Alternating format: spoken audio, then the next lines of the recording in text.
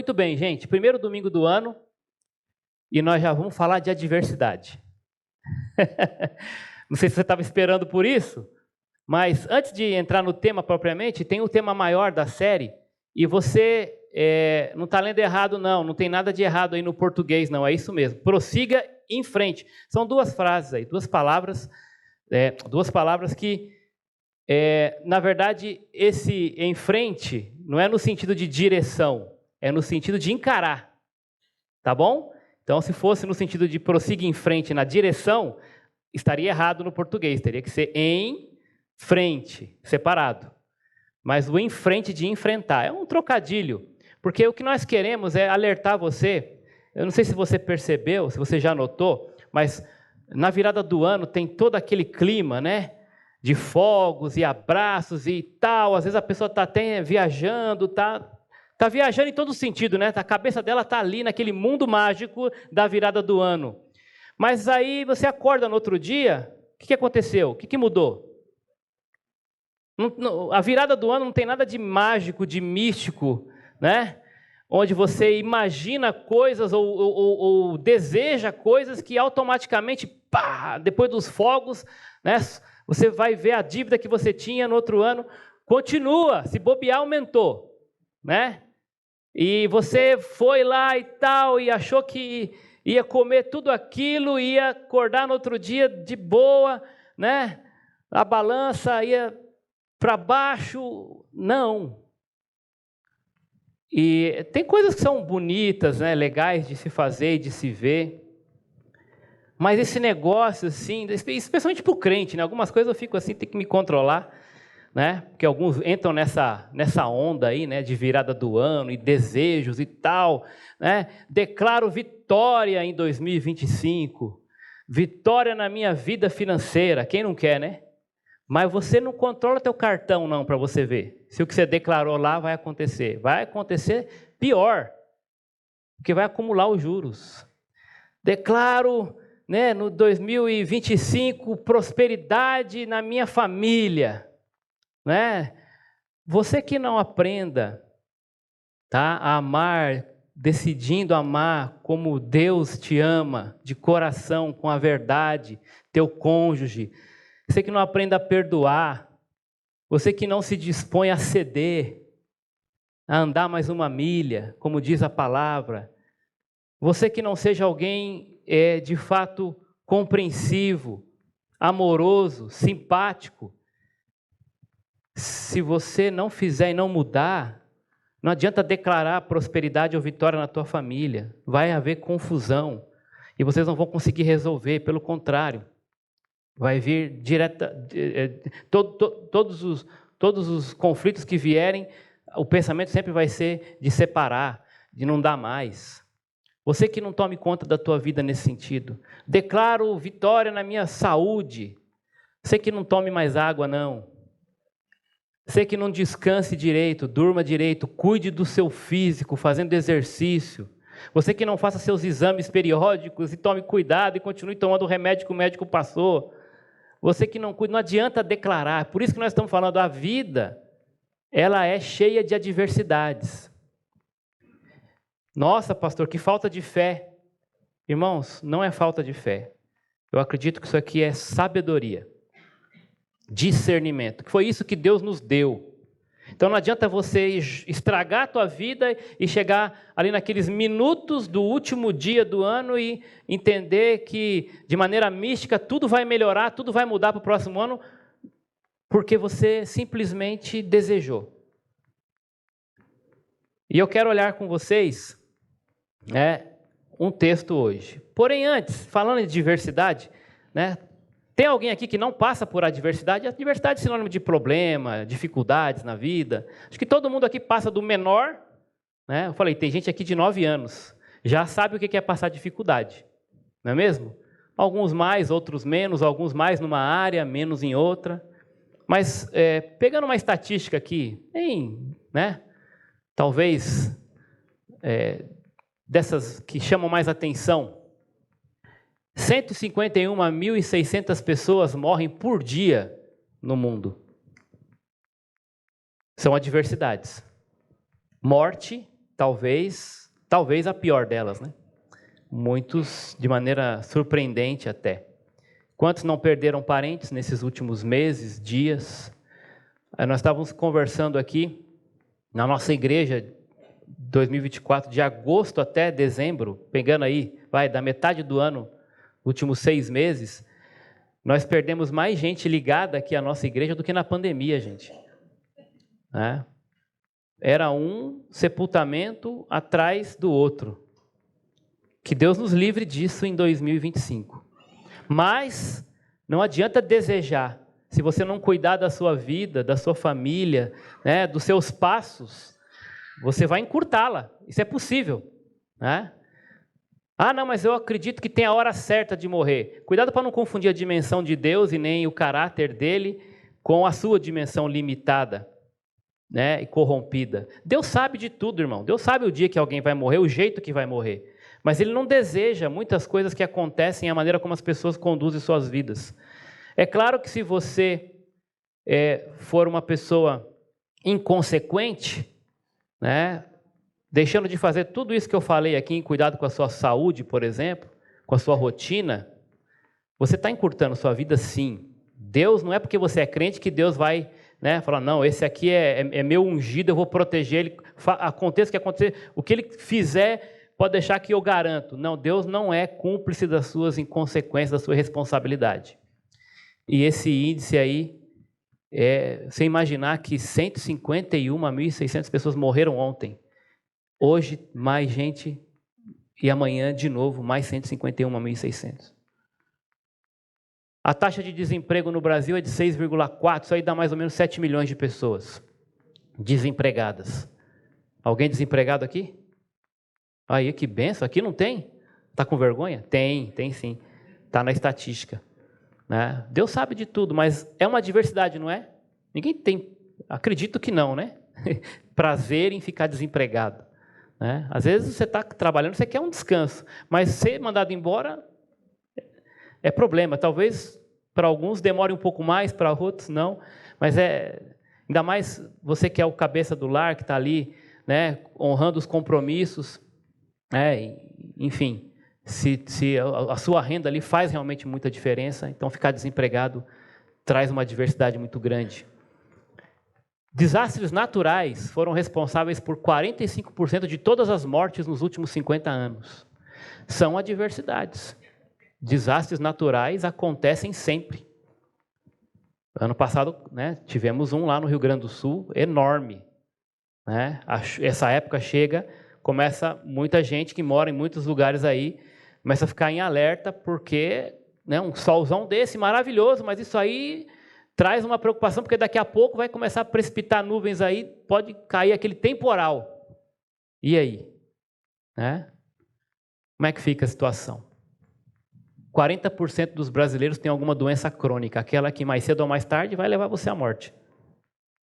40% dos brasileiros têm alguma doença crônica. São adversidades.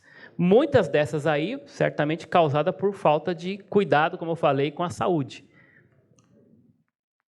Mas olha só, 29,6% dos brasileiros têm renda familiar inferior a R$ 497. Nós estamos falando de 1/3 quase dos brasileiros tem uma renda familiar de 1/3 do salário mínimo. Aumentou para 1.518. É muito pouco. Né? O estudo diz que se você juntar a renda da tua família e dividir pelo número de pessoas que tem na sua casa ali, cada um, né? E por cabeça der menos que R$ 350, você é considerado pobre. Se der menos de R$ 150, você é considerado miserável. Tá? Faz essa conta aí, pega a renda na sua casa, né? Seu marido, sua esposa, e os filhos, soma isso, divide pelas cabeças dentro de casa. Se der menos de R$ 350, mas olha só que estatística, são adversidades. Como você vai, enfim, lidar com isso? Como que você vai administrar isso? São adversidades, meus irmãos. E o texto que eu quero olhar com vocês é bem conhecido. É o texto onde Jesus vai andar sobre as águas. Mas ele vai fazer isso diante de uma grande adversidade, em que os seus discípulos se encontravam naquele momento. Eu separei os dois textos aí, porque eles se complementam, eles trazem informações importantes, né? Detalhes interessantes, um e outro. Mas antes de entrar no texto, o contexto aí é o seguinte: Jesus tinha recebido a notícia da morte do seu precursor, João Batista. E ele tinha morrido de uma forma assim, terrível, por causa do desejo de uma senhora, esposa de Herodes. Ele é pedido a cabeça dele numa bandeja, ele é decapitado. Jesus fica sabendo dessa notícia, da morte de João Batista. Então, obviamente, triste com a notícia, Jesus ele se retira para orar. E ele vai para um outro lado de um lago, né? Também conhecido como Mar da Galileia, né? E esse grande lago ele atravessa junto com seus discípulos. Mas a multidão fica sabendo disso. E como já tinha ouvido falar da sua fama, vai atrás dele para receber ministração, cura, milagre. Dão a volta pelo lago, porque eles vão no barco. Mas a multidão dá a volta e vai ao encontro dele. Quando ele vê aquela multidão chegando, ele começa a ensinar. E o tempo vai passando, os discípulos falam: manda esse povo embora que vai anoitecer. E ele fala, os discípulos falam: olha, eles já estão aqui reclamando que estão com fome, não tem comida, manda esse povo embora. Ele fala: não, arrume comida vocês mesmos para eles. Ah, mas como que a gente vai arrumar comida? Mais de 5.000 pessoas aqui. Bom, então junta esse povo aí, vamos ver com eles o que eles têm. E aí eles vão lá e juntam, recolhe 5 pães e 2 peixes. E Jesus então agradece e ora, e acontece ali aquele grande milagre da multiplicação dos pães e dos peixes. Toda aquela multidão, nós estamos falando de 5.000 só homens, se for contar criança e mulher, vai dar uns 10.000. Toda aquela multidão é saciada. E aí então, Jesus, ele, depois que a multidão é despedida, ele fala para os discípulos: podem ir indo atravessar, que eu vou ficar por aqui. E aí entra nesse contexto, né? Jesus então despede os seus discípulos para voltarem, já estava de noite. E nós vamos ler o texto aí, entender o que vai acontecer daí para frente. O primeiro texto de João, está aí. Ao anoitecer, dentro desse contexto todo, morte de João Batista, a multiplicação dos pães, o grande milagre, agora já escuro aqui o dia. Ao anoitecer, seus discípulos desceram para o mar, entraram no barco e começaram a travessia para Cafarnaum. Já estava escuro e Jesus ainda não tinha ido até onde eles estavam. Soprava um vento forte e as águas estavam agitadas. Depois de terem remado cerca de 5 ou 6 quilômetros, isso aí está na versão NVI, tá bom? Viram Jesus aproximando-se do barco, andando sobre o mar, e ficaram aterrorizados. Então, se animaram e receberam no barco, e logo chegaram à praia para a qual se dirigiam. Você vê que João dá uma encurtada na história aqui. Mas Mateus ele traz mais detalhes. Vamos ver o texto de Mateus aí. Logo em seguida, Jesus insistiu com seus discípulos. Grava esse termo aqui. Jesus insistiu com seus discípulos para que entrassem no barco e fossem adiante dele. Para o outro lado, enquanto ele despedia a multidão. Que multidão era essa? A multidão que tinha acabado de receber a comida ali na multiplicação dos pães e peixes. Tendo despedido então a multidão, subiu sozinho a um monte para orar. Ao anoitecer, ele estava ali sozinho. Mas, versículo 24, o barco já estava a considerável distância da terra. Você vê que legal o detalhe entre a percepção, né, de um evangelista e outro, né? João ele não entra nesse detalhe. Mateus ele não entra nesse detalhe de a quantos quilômetros ele estava. João já fala. Mas João também não entra nos detalhes que Mateus entra. né? Por exemplo, dizendo que Jesus insistiu, ou ordenou, em outras versões, Jesus deu ordem para os discípulos irem para o barco e atravessar para o outro lado. E aí também Mateus traz esse detalhe que Jesus se retirou para um monte para orar e ele estava ali sozinho. Então, o versículo 24 vai dizer que ele já estava a considerável distância da terra, fustigado pelas ondas, porque o vento soprava contra ele. Alta madrugada, ou, como em outras versões, depois nós vamos ver o termo ali, na quarta vigília da noite, nós vamos entender isso aí, Jesus dirigiu-se a eles andando sobre o mar.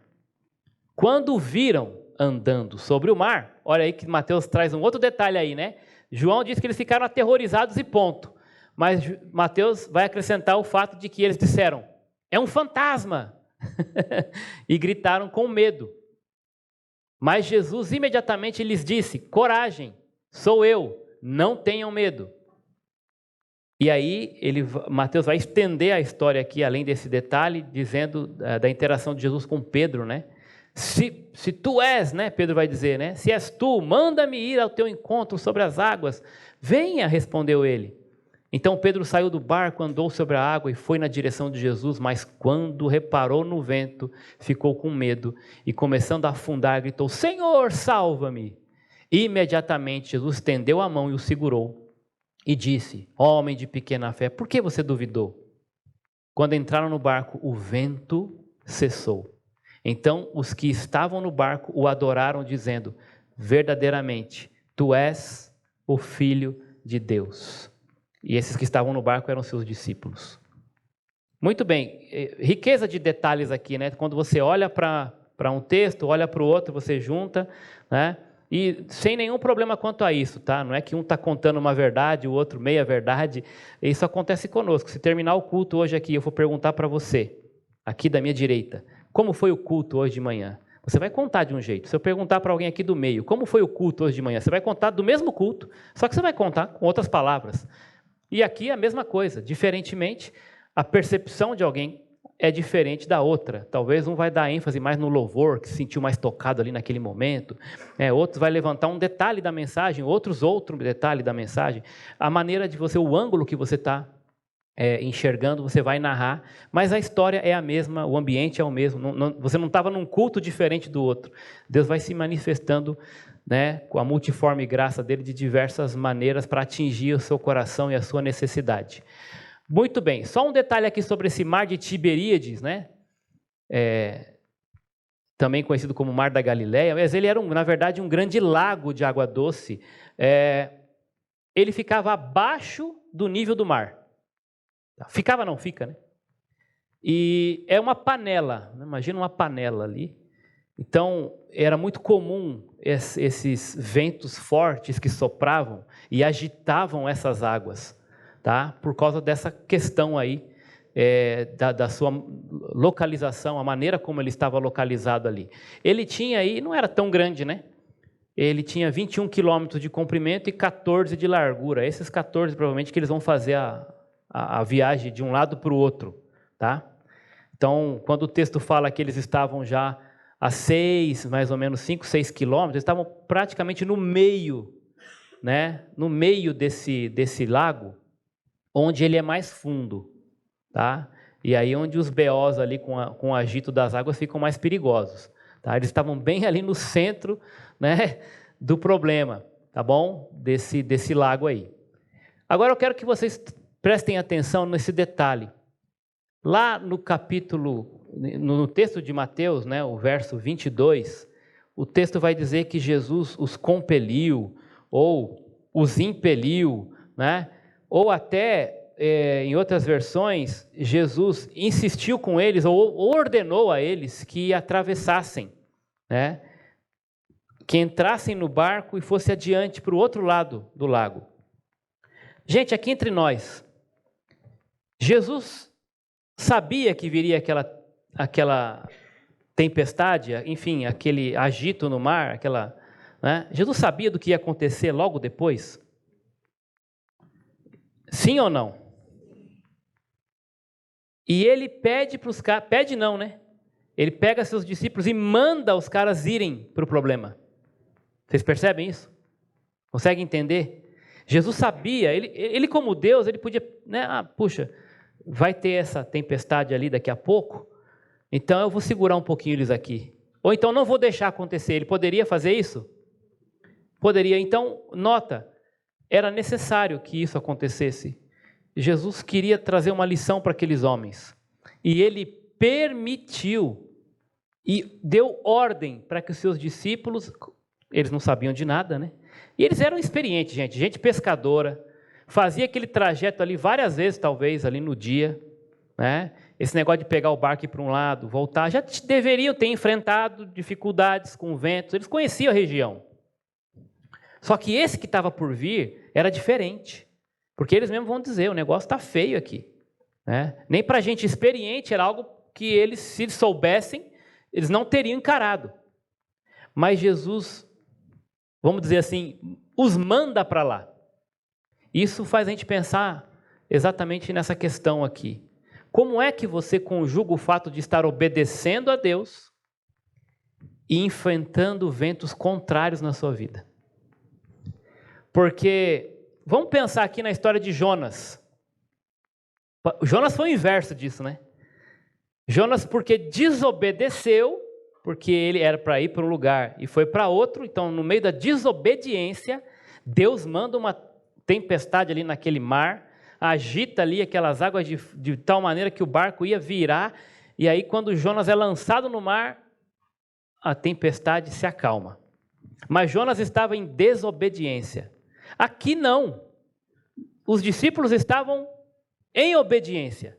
Eles ouviram, participaram com Jesus ali, daquela ministração, do milagre, da multiplicação, fizeram tudo o que Jesus mandou, foi com Jesus ali para o outro lado, e Jesus ordena para eles, pega o barco e vai. Eles não questionaram, não falaram, está de noite, pode ser que vente, ou pode ser que... Enfim, eles não questionam, eles vão. Então eles estavam em obediência e ainda assim foram enviados para o meio de uma turbulência, tá? De uma adversidade. Deus deu ordens para que eles entrassem no meio de uma adversidade. Como é que você lida com isso? Senhor, eu estou obedecendo o Senhor, estou dando minhas ofertas direitinho lá na igreja, estou participando do pequeno grupo, não faltei esse último semestre, né? Estou aprendendo direitinho, estou na escola bíblica, estou ajudando, estou servindo, e o Senhor permitiu acontecer isso na minha família, Deus. Por quê? Então a gente já aprende uma grande lição, né? O fato de você estar em dia com Deus, vamos dizer assim, o fato de você estar levando uma vida santa, na medida do possível, que tenha agradado a Deus, isso não vai livrar você de adversidade, irmãos. Não entra nessa de que porque você é crente, nenhum mal vai atingir a tua tenda, né? Não entra nesse tipo de jargão, tá bom? Porque isso não é verdade, porque quando nós olhamos para as Escrituras, nós vemos situações de adversidade o tempo todo para com o povo de Deus. Claro que muitas delas o próprio povo se enroscou, ele mesmo entra no problema, e nós também somos assim. Muitas das adversidades que nós enfrentamos, nós mesmos somos os provocadores delas. Mas tem situações como essa que Deus vai nos mandar para lá, inclusive e até porque nós estamos firmes e obedientes. Deus vai permitir a adversidade, porque ali no meio Ele quer trabalhar no nosso caráter, Ele quer trabalhar na nossa fé, Ele quer lapidar a nossa vida, né? Como um ferro afia o outro, né? O provérbio fala do amigo, né? Mas Deus também vai usar as adversidades para nos afiar. Ele tinha algo para fazer na vida desses homens, e era na adversidade que Ele ia se revelar um Deus poderoso na vida deles ali. Era uma lição que eles precisavam aprender. Então, meu querido, se você está em sintonia com Deus, amém. Mas entenda, isso não vai livrar você. Quem sabe até é o motivo pelo qual Deus vai permitir que você avance um estágio, né? Quem já jogou e joga videogame sabe disso. Tem joguinhos que você tem que passar as fases. E quanto mais você se fortalece, pior é a fase que vem depois. Por quê? Porque o joguinho foi preparado para isso, para que você se reforçasse aqui na fase 1, E para enfrentar a fase 2, você tem que estar forte, senão você não passa por ela. Então, quando você está se fortalecendo na fé, meu irmão, pode esperar, virão adversidades maiores, porque Deus sabe que aquela fase você vai conseguir passar com Ele, porque Ele te fortaleceu e você entendeu o recado. E você vai ganhar bônus com isso. Mas não na perspectiva humana. Não nesse tipo de pensamento de virada do ano. Eu declaro, você vai andar com Deus. Você não vai só declarar, você vai ver o Senhor Jesus agir na sua vida, inclusive no meio das adversidades. Então, com base nisso, 3 lições que a gente vai aprender aqui para enfrentar as adversidades a partir desse texto. O primeiro deles é que Jesus é o Senhor sobre o momento. E aqui o momento são as circunstâncias da vida.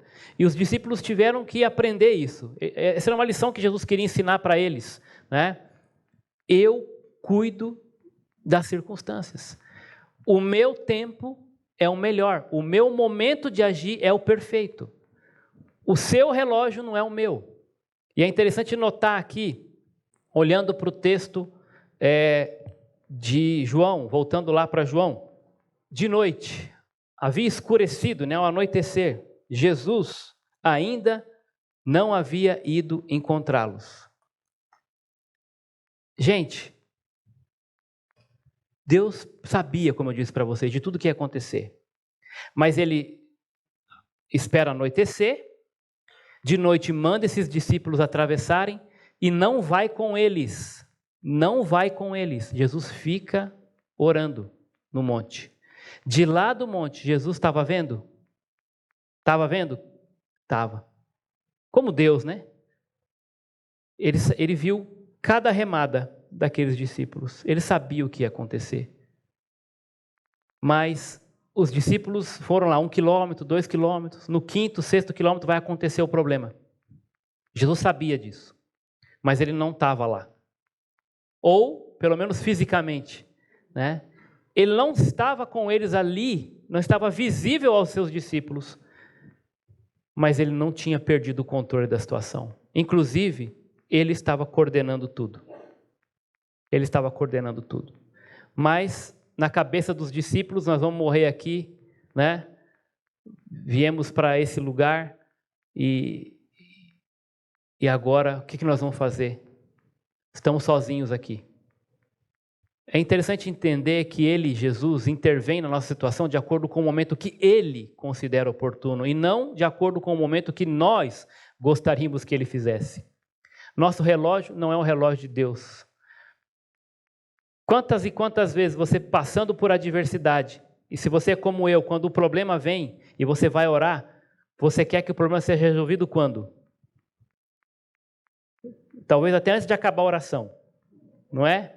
E se eu falo da oração porque no meio dos problemas a gente lembra de orar, né? Ali quando está o vento pegando, batendo, chacoalhando o barco para lá e para cá da nossa vida, aí a gente lembra de ajoelhar, a gente lembra de jejuar, a gente lembra de fazer tudo que deveria estar sendo feito no dia a dia quando o mar está calmo. Mas na hora que o bicho pega, a gente lembra de tudo isso. E Deus joga na nossa cara isso? Não. Ele está ali esperando. Ele está ali te ouvindo, meu irmão. Ele não vai falar assim, tá vendo? Agora você quer orar também? Não, fica aí, se vira. Não. Nós até cantamos uma música aqui de vez em quando, né? Ele vem para te salvar. Ele vem. Só que ele vem não é no seu jeito. Ele vem não é na sua hora. Ele vem não é porque você está orando. A nossa oração tem que alinhar os nossos desejos aos dele, não os dele ao nosso. Quem é Deus aqui? É Ele. Então, a nossa oração, ela não coloca Deus contra a parede. Ela nos coloca de joelho diante dele. Senhor, me ajuda. Eu não sei o que fazer, eu dependo de Ti. O nosso tempo não é o tempo dele. O fato é que enquanto ele não vem, você pode estar achando que está demorando. Você pode estar achando que ele esqueceu de você. Mas enquanto ele não vem, ele está treinando você no remo. Ele está testando a sua fé, a sua perseverança, testando o seu caráter, o seu conhecimento dele, de que sabe que ele não abandonou, Se você conhece a palavra e o caráter dele, sabe que ele não perdeu o controle, que no meio da adversidade ele não está de costas virada para você. Só não vai ser do seu jeito e no seu tempo, e você tem que, na sua oração, entender que ele se importa com você. Mas não é você, a sua oração, ela não é um comando de voz. Ela é uma declaração de dependência. E Deus está ouvindo. Talvez demore para você, mas Ele virá no tempo certo. Persevere, espere no Senhor, creia e confia no caráter dEle. E aqui o termo quarta vigília da noite. Os judeus dividem o tempo em 4 vigílias, né? O dia, nesse sentido, essa parte da noite, né? Em 4 vigílias. Eles começam às 18 horas, né? Às 6 da tarde. Então a primeira vigília, né? Quem guarda o sábado aí vai lembrar, né? A primeira vigília vai das 6 às 9. A segunda vigília vai das 9 à meia-noite. A terceira vigília da noite vai da meia-noite às 3 da manhã. E a quarta vigília da noite vai das 3 da manhã às 6 da manhã. Então já está começando a clarear. Mas alta madrugada, né? 3 da manhã ali, 4. Então nessa quarta vigília da noite é que ele vai vir. Então eles estavam ali, né? Não sabemos quanto tempo eles ficaram naquilo ali, mas eles saíram, já estava escurecendo, então nós podemos imaginar aí, né, remando aí 5, 6 quilômetros, não sabemos qual era o vento naquele momento, se era mais rápido ou não, quantos estavam remando, quantos remos tinham, enfim, não precisamos entrar nesse detalhe. O fato é que, para as pessoas que estão no problema, para eles que estavam naquele barco, quando começou o vendaval ali, para eles 1 minuto parecia uma eternidade. Eu já passei por uma experiência com alguns amigos aqui de ficar à deriva, né, numa pescaria em alto mar. Tudo bem que não estava longe ainda, né, o barco quebrou na arrebentação, isso já era, a pescaria ela ia da meia-noite ao meio-dia.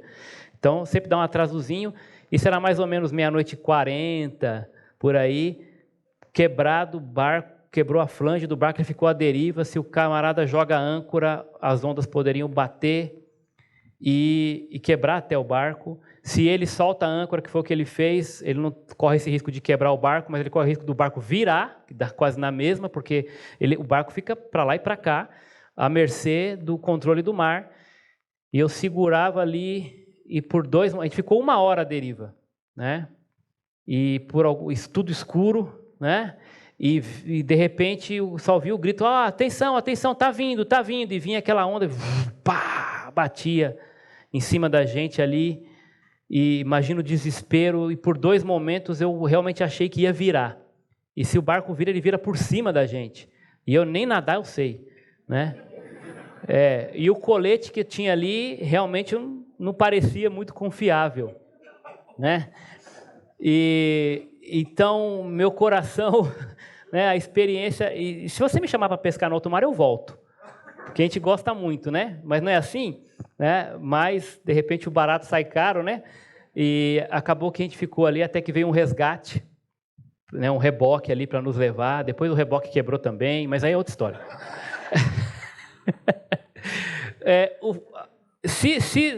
Essa pitada de sensação ali, eu já pude sentir o desespero. Imagina os caras num barquinho, no meio de um lago, na metade lá profundo, numa ventania daquela. Deus preparou aquele momento, eles estavam ali.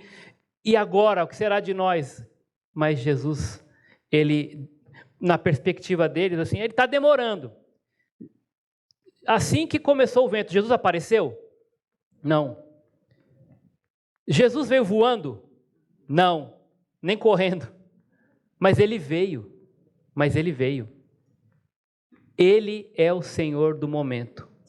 E ele também é o Senhor sobre o mar. E o mar aqui é sinônimo de Deus é o dono de tudo de toda a criatura e de toda a criação. Está tudo sob o controle dele. Ele sabe a hora certa de agir. Espere o tempo dele, persevere. Talvez Deus quer usar esse tempo para que você aprenda a orar mais, a perseverar mais, a lidar mais com o seu coração ansioso. E também para aprender lições de como não se enroscar de novo da próxima vez. E Deus permite que você aprenda e passe por aquele processo para aprender essas lições valiosas.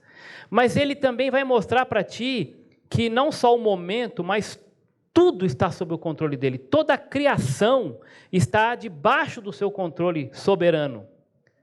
E ele é o Senhor sobre o mar. Isso é maravilhoso, porque é interessante perceber que o mar estava agitado. E ele vem andando sobre aquele mar agitado. Eles puderam ver o Senhor andando sobre o mar, como se nada demais estivesse acontecendo para ele, e não estava mesmo. Ele estava com as rédeas daquele mar nas mãos. Esse grande sinal, interessante notar isso, que foi feito no meio de um lago, de noite, para um grupinho, os seus discípulos. Isso mostra que Jesus, então, queria, que eles entendessem, sem sombra de dúvidas, que diante deles estava o Deus de Israel, o Deus Todo-Poderoso, não apenas um grande homem, um grande profeta. Se você lembrar comigo aqui no Antigo Testamento, se voltar a nossa memória para lá, e os discípulos tinham todo esse conhecimento, Quem é que tinha domínio sobre o mar no Antigo Testamento? Quem é que abriu, por exemplo, o Mar Vermelho? Quem é que abriu o Rio Jordão? Não era um mar, mas também não era um riozinho qualquer. Quem é que acalmou o mar lá no livro de Jonas? Provavelmente, histórias como essa voltaram à mente destes homens. E nós lemos nos nossos devocionais essas histórias, conhecemos e contamos para as crianças, mas na hora da adversidade, na hora que o bicho está pegando, parece que nós esquecemos delas. Nós esquecemos que o mesmo Deus que abriu aquele mar vermelho para o seu povo passar, é o mesmo Deus que está com você, se é que você acredita nisso, meu irmão. Tá? É o mesmo Deus que está com você naquele problema da sua família em 2025, 24, 25, 28. É o mesmo? Você crê nisso? O mesmo Deus que acalmou lá o mar de Jonas, é o mesmo Deus a quem eu estou orando agora, pelo meu filho, pela minha filha, sobre essa dificuldade que nós estamos passando de saúde na família, por essa questão financeira. É o mesmo Deus. Ele é o mesmo ontem, hoje e será para sempre. O mesmo Deus que controlou aquela tempestade, Ele está no controle da sua vida. Ele está no teu barquinho. Talvez você não esteja conseguindo enxergar isso agora. Talvez você esteja até duvidando por falta de fé. Mas creia, Ele vem. E isso que está acontecendo não é maior do que o poder que Ele tem. Eu vou ler rapidamente aqui esse texto de Salmo, porque ele também aponta para essa maravilha da soberania de Deus, do controle dele sobre tudo que é a criação. Salmo 107, a partir do verso 23. Fizeram-se ao mar em navios para negócios na imensidão das águas, e viram as obras do Senhor e as suas maravilhas nas profundezas. Deus falou e provocou um vendaval que levantava as ondas. Subiam aos céus e desciam aos abismos. Diante de tal perigo perderam a coragem. Cambaleavam tontos como bêbados, e toda a sua habilidade foi inútil. E aí no verso 28, na sua aflição, clamaram ao Senhor, e Ele os tirou da tribulação em que se encontravam. Reduziu a tempestade a uma brisa e serenou as ondas. As ondas sossegaram, eles se alegraram. Deus os guiou ao porto almejado. Gente, parece que esse texto está fora de época, né? Parece que esse texto foi escrito por um daqueles discípulos que estava naquele barco. Não é? Mas esse texto aqui é bem anterior a essa história aqui. Mas é a mesma ideia. Deus provocando, permitindo que uma situação de calamidade, de adversidade acontecesse. Os homens, então, estão ali prontos para a morte, na iminência de sucumbirem. E o texto vai dizer, na aflição deles, então, o que eles fizeram? que eles fizeram? Na aflição eles clamaram. Muitas vezes é por isso que Deus permite, para que você volte a se colocar no seu devido lugar. Você não é o senhor da situação. Você não tem o controle das pessoas, nem das criaturas, nem da tua conta bancária. Quem é o dono de tudo é Deus. Talvez Deus permite que você vá para um lugar desse, de aflição, de adversidade, para você voltar a reconhecer quem é Deus na sua vida. Quem é que é o soberano? Quem está com o controle nas mãos? Talvez Ele vai permitir que você dê uma cambaleada, que você realmente entre num aperto, seja na saúde, financeiro, num relacionamento, porque talvez até ali você achava que você tinha o controle, que você era o soberano na tua casa, na tua família, no teu trabalho, na tua força do teu braço. E Deus está dizendo, eu sou o Senhor. E na sua angústia, na sua aflição, você tem que clamar e reconhecer que Ele é o Deus, o único, soberano. Lá em Jó também entende isso, quando vai dizer, só Ele estende os céus e anda sobre as ondas do mar. Será que aqueles discípulos lembraram desse versículo naquele dia? Eu não sei se exatamente do versículo, mas do conceito, certamente eles lembraram. Quando eles olham para aquele homem e eles percebem que é Jesus, certamente na mente deles vem essa lição que Jesus queria ensinar. Eu sou o Deus Todo-Poderoso, que controla o mar, que anda sobre as águas, que dá uma palavra de autoridade e o vento cessa. Eu sou. E ele vai falar isso no próximo ponto. Jesus vinha então andando sobre o mar. E é interessante olhar para isso e perceber que talvez aquele problema que você pensa que vai te destruir, no caso ali era o mar, eram as águas agitadas, aquilo ali vai ser exatamente o caminho ou o trilho que Deus vai usar para chegar na tua vida. Talvez aquela dificuldade na saúde, da família, financeira, né? O problema ali de relacionamento.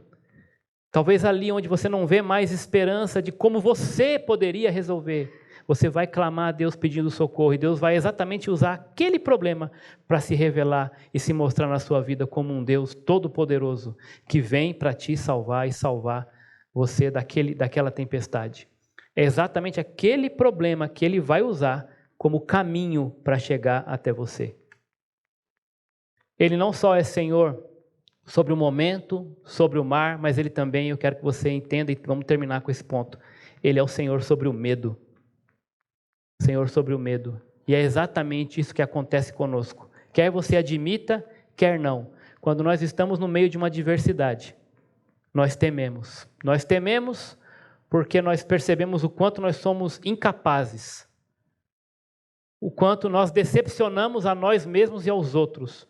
Nós tememos porque fizemos tanta coisa errada. Começamos a desconfiar se Deus realmente está do nosso lado ou poderia, nos perdoar. O medo nos leva a recuar. O medo nos leva a perder a noção, a percepção, dos conceitos que nós temos, das convicções que nós temos até. E aqui nós precisamos ouvir essa palavra do Senhor.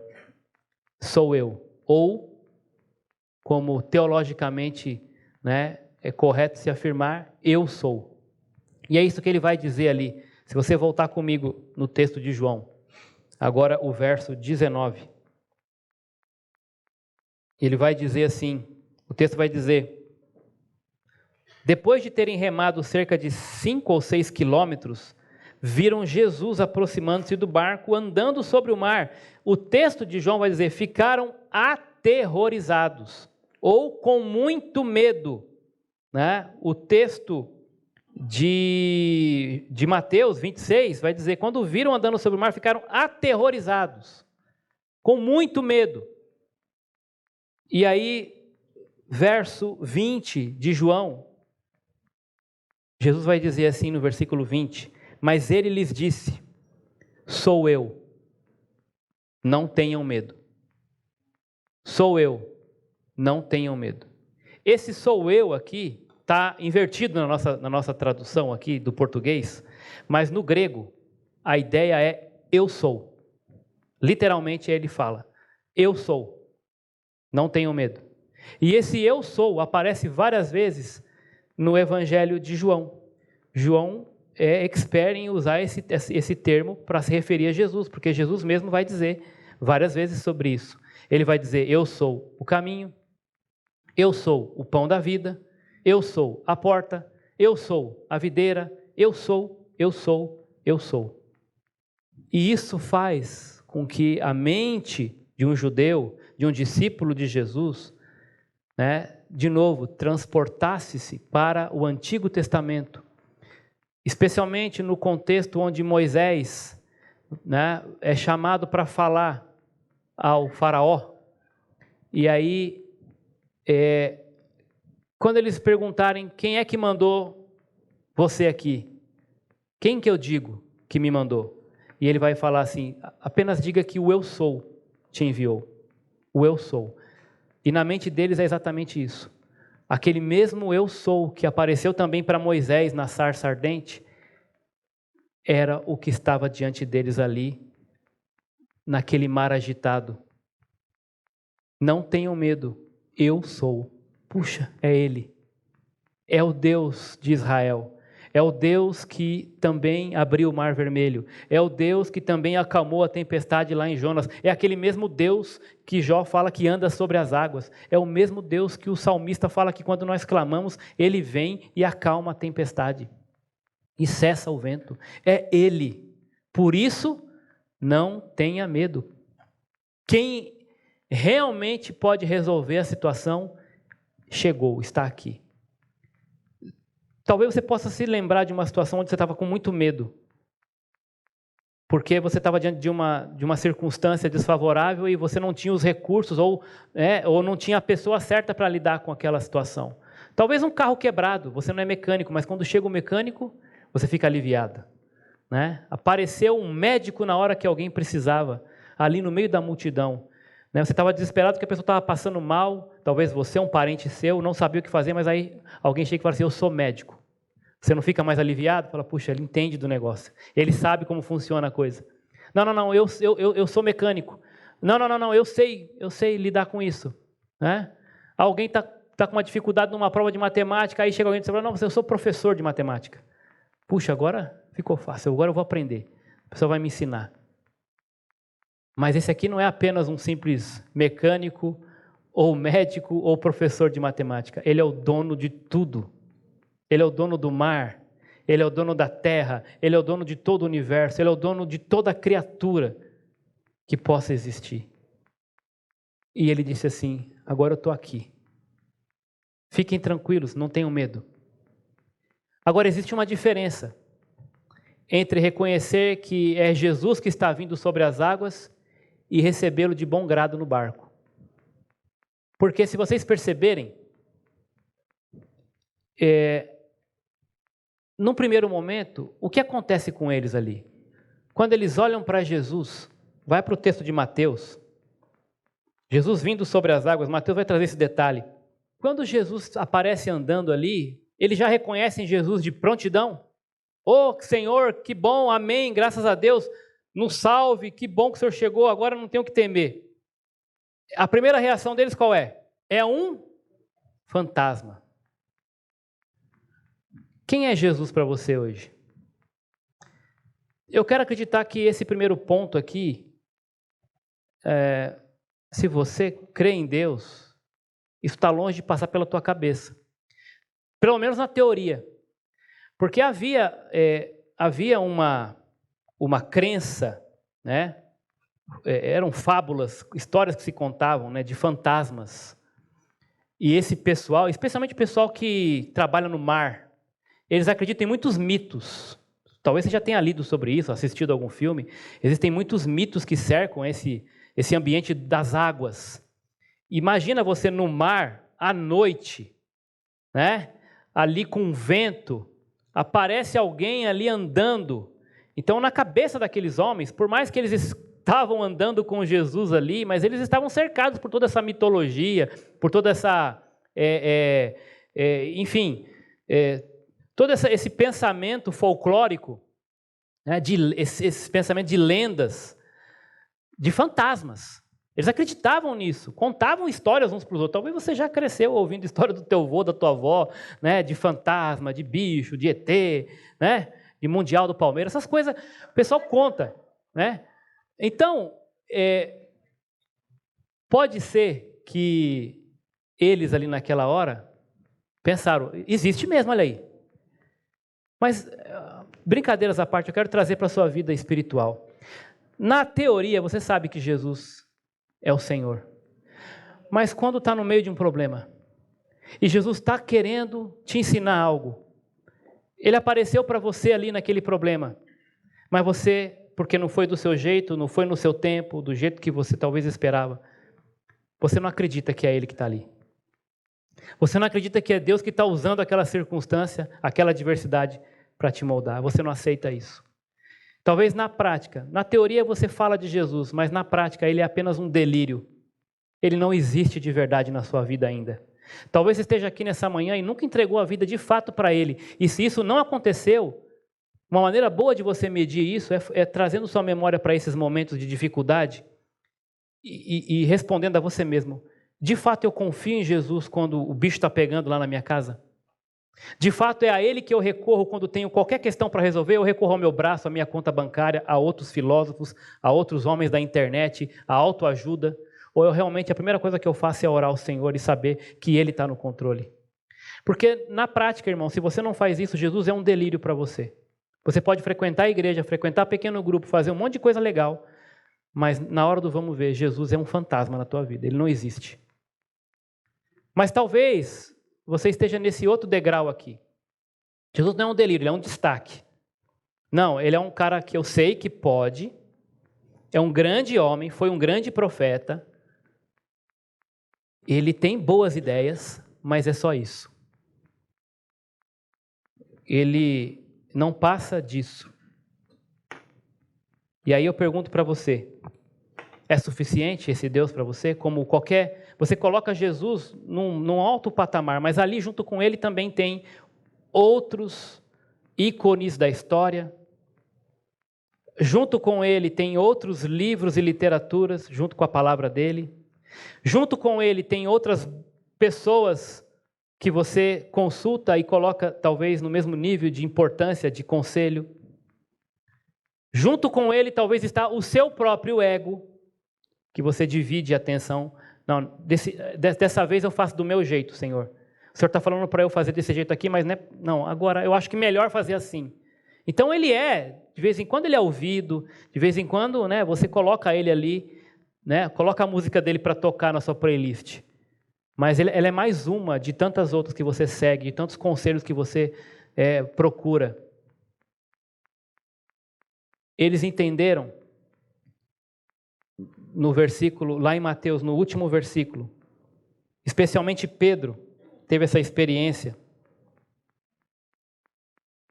Mas quando tudo se acalma, quando ele entra no barco, lá em Mateus, antes disso, no versículo 30, Pedro então vai gritar desesperado, me salva, Senhor, e o Senhor estende a mão para ele,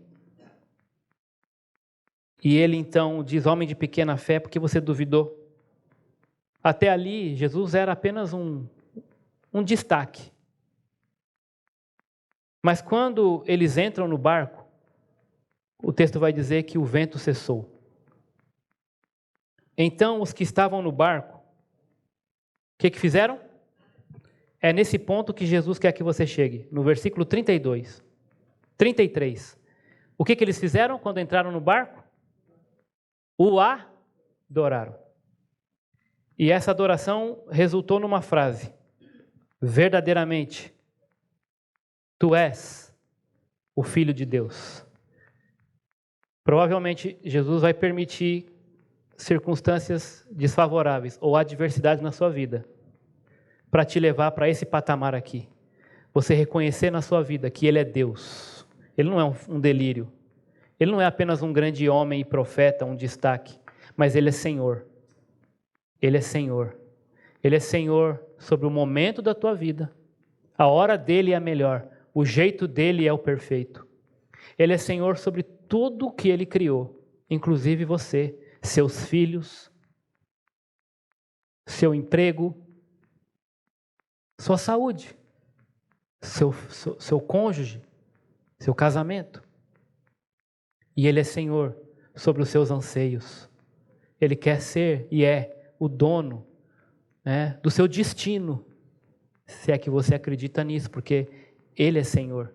E Ele te deu sabedoria e discernimento para fazer o melhor que Ele já instituiu na sua palavra.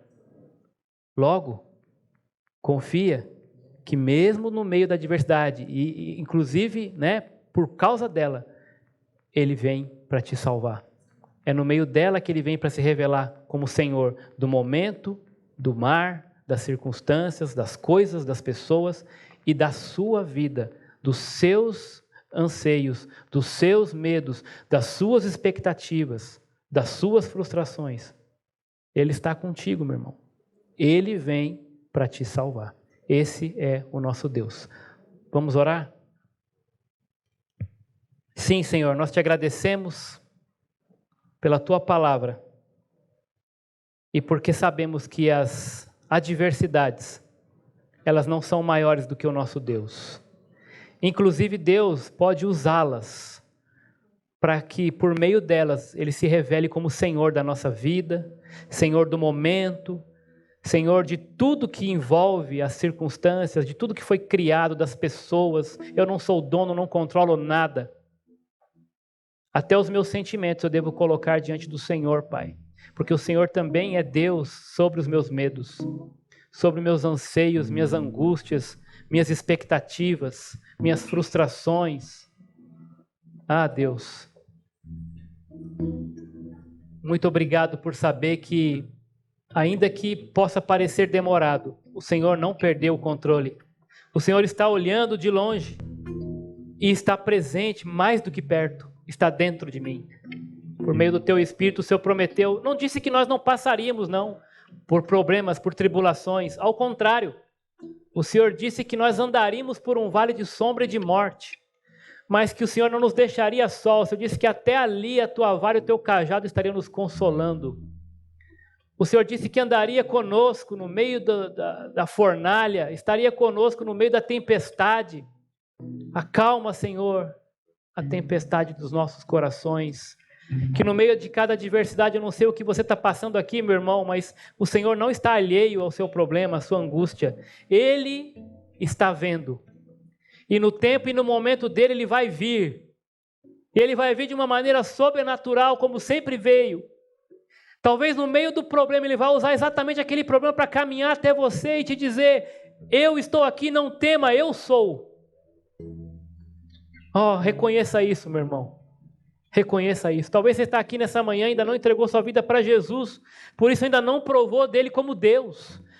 Talvez ele ainda na hora do vamos ver é um fantasma, é um delírio, é apenas um grande destaque para você, você tem consideração por ele. Mas ele nunca foi o Senhor da sua vida. E é hoje o dia que você quer entregar e entender melhor o que é isso. Faz um sinal com a tua mão, eu vou orar por você. Se você quer entregar a sua vida para Jesus, pastor, não é para mim, é você e Deus, Deus está tocando no teu coração, amém. Deus abençoe. Eu quero Jesus na minha vida como Deus, não apenas como um destaque ou um fantasma que eu tenho medo até às vezes, mas eu quero Ele como Senhor da minha vida, eu quero andar com Ele. Mais alguém? Quero entregar minha vida para Jesus. Mais alguém? Deus, mais do que mãos levantadas, o Senhor vê o coração. E eu oro ao Senhor para que venha, Pai, seja real. Que cada um aqui saiba entregar os seus problemas e adversidades diante do Senhor, do teu controle, do teu momento, Pai. Do teu jeito de fazer, sabendo que o Senhor está com controle de tudo e de todos que foram criados. E controla também os nossos corações, os nossos medos, para a tua glória, Pai. Entregamos nas tuas mãos em nome de Jesus. Amém.